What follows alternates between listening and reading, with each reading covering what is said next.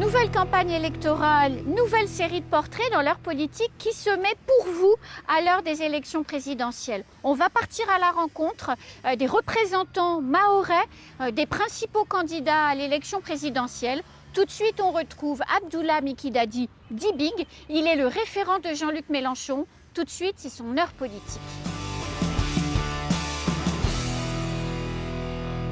Abdoulaye Mikidadi, bonjour. Bonjour madame. Bienvenue sur le plateau de l'heure politique. Merci, c'est gentil. Je suis ravie de vous retrouver. La dernière fois, on s'était vu à Msamboro. Moi aussi, c'est réciproque. Vous étiez candidat aux élections cantonales. Oui, c'est exactement. Dans oui. votre fief, Canton, dans le Nord. Aujourd'hui, on se retrouve parce que vous êtes le porte-parole de la campagne, un des 3 porte-paroles de la campagne de Jean-Luc Mélenchon.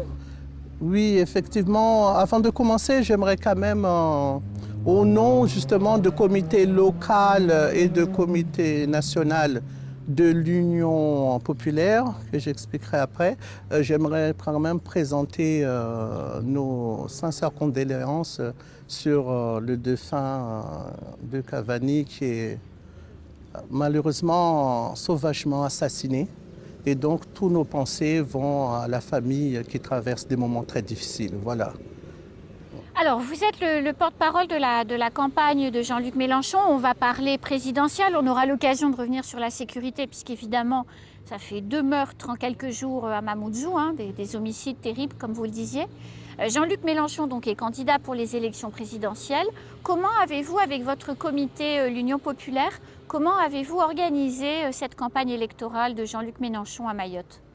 Oui, nous, on est parti d'abord sur l'expérience du présidentiel d'avant, où il y avait vraiment, je trouve que et M. Omarjee, qui est député européen, et M. Ratnon, qui était venu vraiment déjà me soutenir ensuite en législative.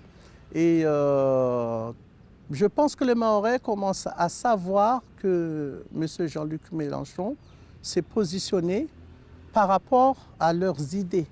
C'est-à-dire ? C'est-à-dire que on est en plein dedans. Oui. Leur programme, j'avais dit dès le départ, pendant le cantonal, arrêtez, il ne faut pas aller dans ce sens. Je me souviens, on en avait parlé Voilà, ensemble. parce que celui qui pense pour vous, sans vous, il est contre vous. Ce qui fait que les Mahorais n'y s'y retrouvent pas, puisqu'ils ont fait des propositions, on les a fermé la porte, mais c'était prévu. C'était prévu. Ce que j'avais demandé, tout simplement, c'était notre droit qu'on continue justement à nous donner ce que l'État nous avait confisqué, c'est-à-dire l'Europe, le développement économique.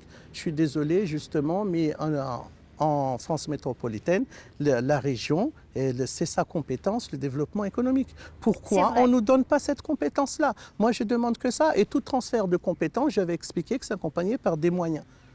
C'est simple, en fait. Il ne faut pas aller à droite, à gauche pour nous vraiment embrouiller. Non, ce n'est pas ça ce que les Mahorais ont besoin. Et justement, c'est qu'on a, dans le programme en fait, de Jean-Luc Mélenchon et de l'équipe d'ensemble, le programme s'appelle l'Avenir en commun, puisque je suis là pour en parler. Bien sûr. Et justement, nous sommes la France insoumise. Mais il y a des gens, en fait, qui ont épousé ce programme, qui viennent des autres partis. D'autres horizons politiques. Voilà, c'est une bonne manière de formuler. Et donc, c'est pour ça qu'on a mis l'Union populaire. L'Union populaire, en fait, on tourne par le socle, c'est le programme de l'Avenir en commun, où tout le monde se retrouve. Et ce programme tourne autour de l'humain. Aujourd'hui, on compte trop les dollars et tout ce qu'on peut s'appeler, mais c'est l'humain qui est important. Donc, qu'on appelle l'égalité réelle ou l'égalité sociale ou tout ce que vous voulez, ce programme, il est là, en fait, ce qu'on demande, c'est des rattrapages et surtout, à Mayotte, la pauvreté. Et donc, ce rattrapage, on demande l'égalité, qu'on soit des Français à part entière. C'est ça qui est important, en fait, déjà, sur ce côté social et que je ne vais pas rentrer. Donc, en fait, parmi le programme de Jean-Luc Mélenchon, une des idées que vous mettez en avant pour les habitants de Mayotte, c'est de pouvoir accélérer le rattrapage social. Bien sûr, ça fait depuis 5 ans que je prends mon bâton de pèlerin pour prêcher ça. Et qu'il fallait un peu du temps parce qu'on était trop dans l'idéologie, mais on n'était pas en fait dans l'économie et d'aller chercher. Je pense que Mayotte a évolué par rapport à ça. Maintenant, les gens sont conscients que quand même un candidat présidentiable, c'est le cas de... Ah bah oui, c'est plus le cas de le dire, oui. Voilà. Doit amener un programme crédible où les Mahorais se retrouvent. Donc, dans les éléments de programme, vous avez donc parlé du développement économique, faire en sorte que Mayotte ait la main sur son développement économique. Vous parlez de rattrapage, de convergence sociale. Qu'est-ce que Jean-Luc Mélenchon propose en matière d'environnement ? Parce que c'est une problématique aussi forte. On est le 34e hotspot mondial de biodiversité. Donc on a une responsabilité forte, nous, Mahorais, vis-à-vis de l'humanité, de préservation et de conservation de cette biodiversité. Qu'est-ce qu'il propose, Jean-Luc Mélenchon ? Je sais que les médias n'insistent pas assez, mais c'était le candidat aux élections présidentielles d'avant qui était le plus écologique. C'était justement, on a gardé, ça s'appelle la planification écologique, donc la transition énergétique. C'est-à-dire, au fur et à mesure, on va mettre de côté petit à petit les énergies fossiles pour passer justement aux énergies renouvelables. Et ici, à Mayotte, ça pourrait ressembler à quoi ? Parce qu'on est très orienté sur le cas. La question ne se pose même pas, madame, puisqu'on a le soleil 364 jours, même 5 sur 365, et on a aussi l'éolien. On a pas mal de vent. Donc, c'est la volonté politique, vous voyez, et c'est ce qu'on va dire aux Mahorais. Venez avec nous, parce que là, en fait, le comité est là pour promouvoir, justement, le programme L'Avenir en commun, du candidat Jean-Luc Mélenchon. Et justement, quand vous parlez de l'environnement, je vous assure que depuis 5 ans, on était dessus.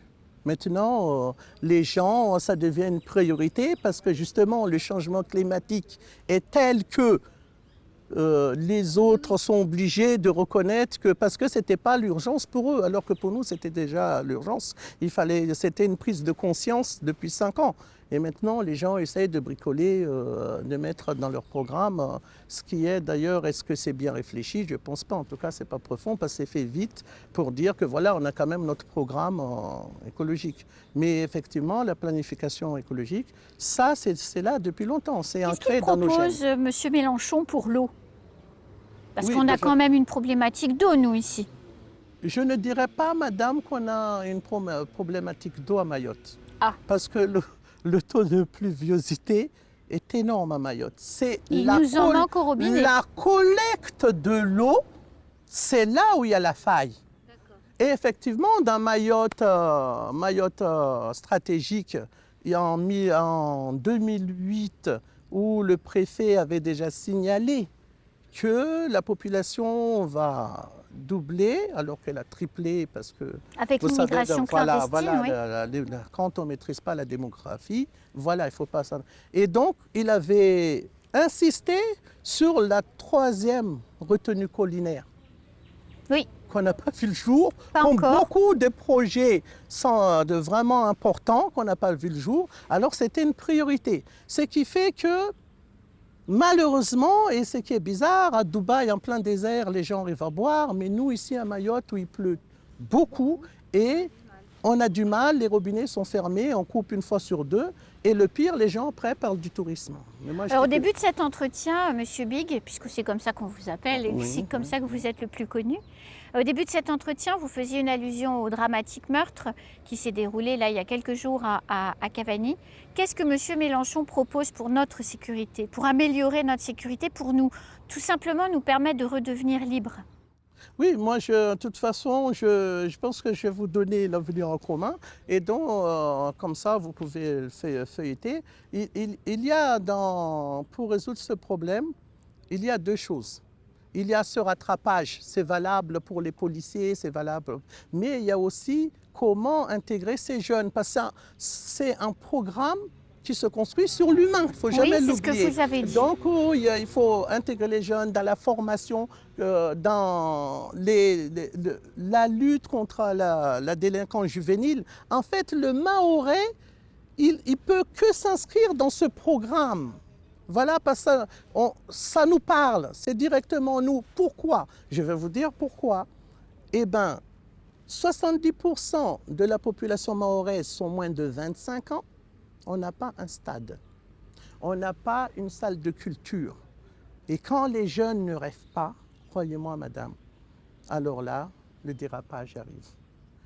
Et là, forcément, on rentre aussi dans la cour, ce qu'on appelle, il y a un lien entre l'immigration et justement cette délinquance. Personne ne l'a nié. Sauf qu'on n'a jamais eu une vraie politique d'immigration. Puisque, Et il y en aura une avec Jean-Luc Mélenchon. Ben oui, madame, puisque c'est clair, puisque les autres essayent de résoudre les effets, mais lui, il va vers la cause.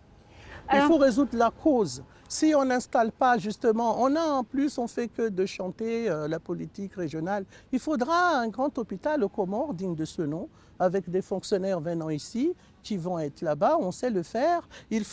On arrive à un moment, pour empêcher les gens de venir ici, il faudra stabiliser la population là-bas. Puisque ça fait 30 ans, et le programme a tout à fait raison, ce projet, je m'inscris vraiment dedans, parce que ça fait 30 ans qu'on dit que ouais, ça passe, et finalement, on ne fait rien. S'il y a de la fumée, il ne faut pas s'occuper de la fumée, il faut s'occuper du feu. Du feu.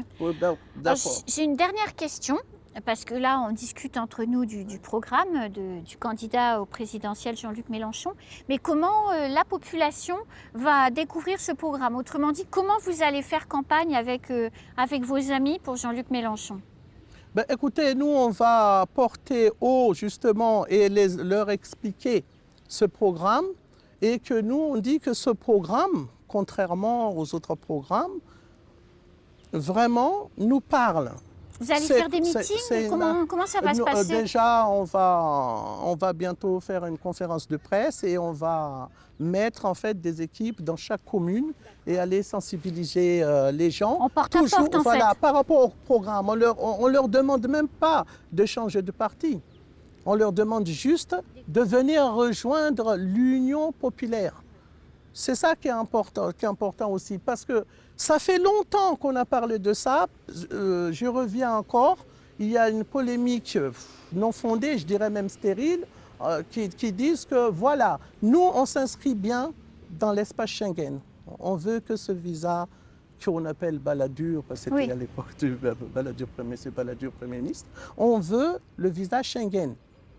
Pourquoi c'est tant de spécificités qui sont des vrais fardeaux pour les Mahorais? Et on nous dit, oui, ça va faire des appels d'air. Mais honnêtement, vu le rythme de Kosaka, ce n'est pas le pic d'appels d'air. Franchement, on ne peut pas faire plus. Hein. Là, on pourrait toujours, mais là, c'est vraiment très compliqué déjà la vie ici. Hein. Voilà, donc nous, on prône pour Schengen. Et Schengen, eh ben, on va réclamer le Frontex, dont les 26 conseillers départementaux l'ont demandé dans le texte de loi Mayotte. Merci. Donc, en 5 ans, pendant que les autres se positionnaient sur le droit de supprimer les droits de sol, j'étais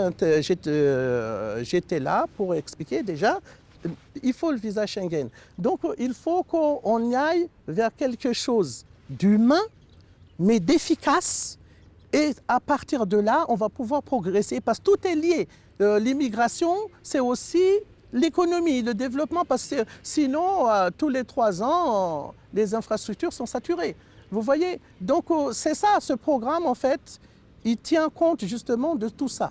C'était pas facile à réfléchir, mais bravo. Et vous avez réussi. Exactement. Eh bien, écoutez, Monsieur Big, je vais vous souhaiter une très bonne campagne parce que c'est déjà la fin de cet entretien.